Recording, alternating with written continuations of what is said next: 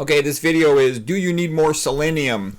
And that title is, I think, a little bit of a joke because several people have asked me recently about selenium. And selenium to me is one of those things like, it's the least of your problems, okay?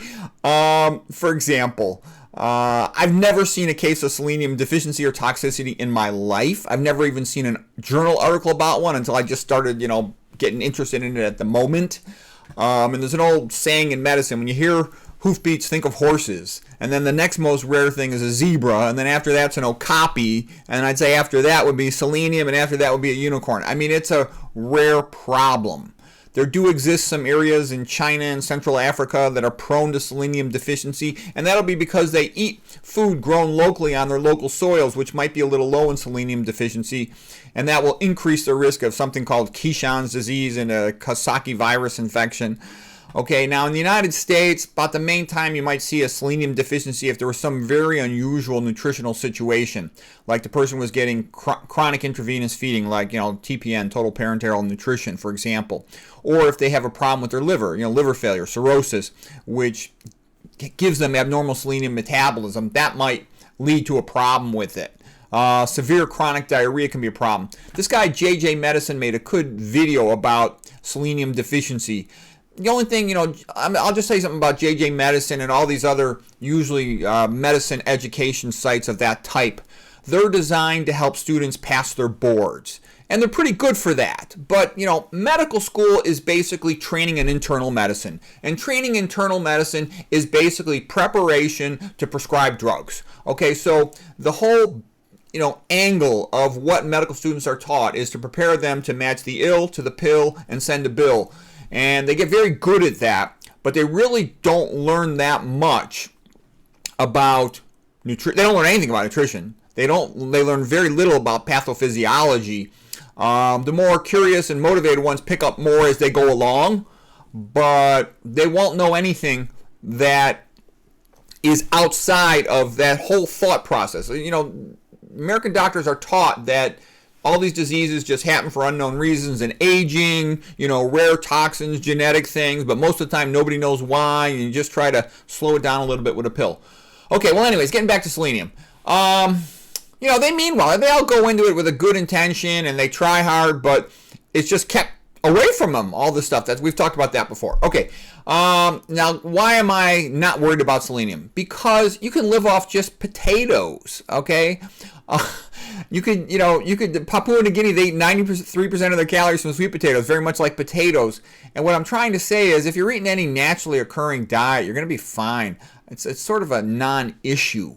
The real issue in westernized countries is it's like as soon as you open the door of any hospital in the United States, there's like this flood of all these fat people, diabetics, hypertensives, and all the diseases diabetes and hypertension go with. Coronary artery disease, congestive heart failure, cancer, cerebrovascular accident, stroke, chronic kidney disease. And that's why people die, okay? So that's what the vast majority. So the whole kind of point of this YouTube channel from a nutrition point of view is focus on preventing diabetes and hypertension and cancer. But if you focus on diabetes and hypertension, you'll prevent just about everything else. You'll die of old age most likely. Okay, with the SAD diet, everybody becomes either fat, hypertensive, diabetic, atherosclerosis, coronary disease, or at least one of these, usually multiple of them. It always happens. All right, let's talk about selenium, though. Just while we're on the topic, there's a few interesting things about it. Selenium is very much like sulfur, and it can even substitute for sulfur in some proteins. It can combine with methionine and cysteine, which are the sulfur-containing amino acids. And the selenium methionine amino acid variant can't even be incorporated into proteins. Selenium, even though it's not officially a metal, it's metalloid in the sense that it can have a variable valence, like a transitional element. It can be Se2+, Se4+, Se6+. It's especially sort of well known as being useful because it's incorporated into glutathione peroxidase, an important antioxidant enzyme. Okay, meat tends to have lots of selenium. Basically, from reading about selenium, I'd be more worried about having too much of it than too little of it. And watch out for Brazil nuts. Brazil nuts are off the charts in their selenium content. They've got like 10 times as much selenium as meats do. So some people want to maybe take a Brazil nut. If you're taking a Brazil nut, I would be very careful about that. I would take really minimal amounts. Just one Brazil nut will have 90 micrograms per nut of selenium. That's a lot. There's much tinier amounts and adequate amounts in grains, wheat, rice, quinoa, oats, corn.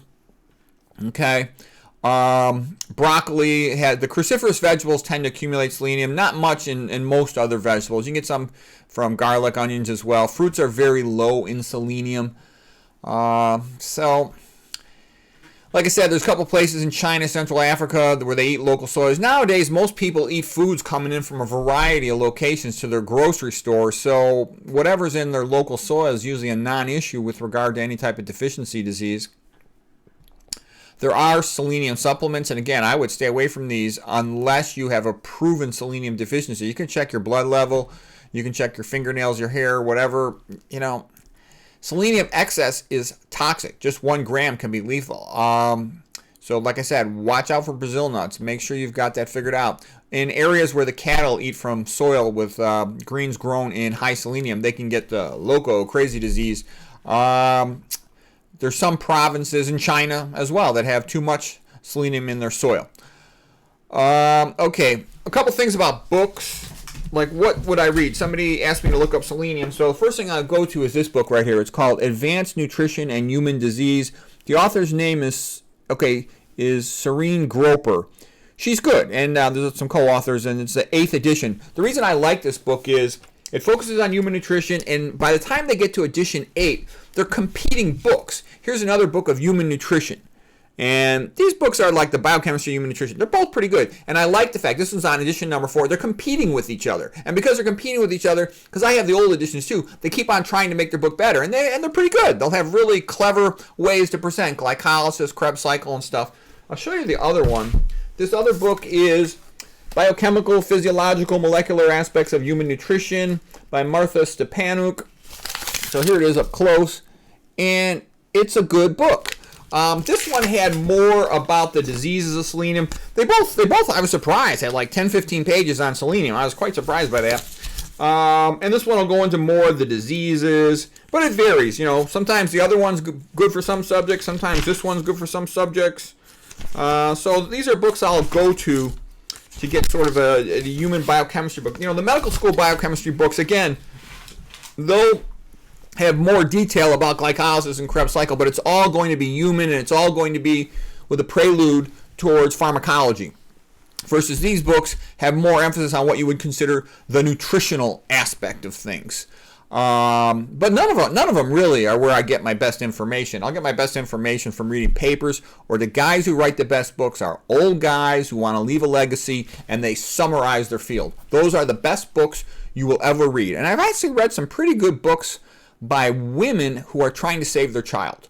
I've seen some women who have a family member who's sick, and man, they pour through a library of scientific content, and then they summarize it. Those are great books too, like Calcium Connection by Brindy Brody is fantastic. And I really like that other lady, Catherine Reed, when she wrote about saving her kid from autism with MSG. So anyways, when you have a single author and they really put it all together, they'll write great books. Those are the best. A lot of times books like this, you'll get multiple authors for each chapter, and each one writes a half-assed, wimpy, mediocre chapter, versus one author, on a mission to save someone they care about or to summarize the legacy of their research.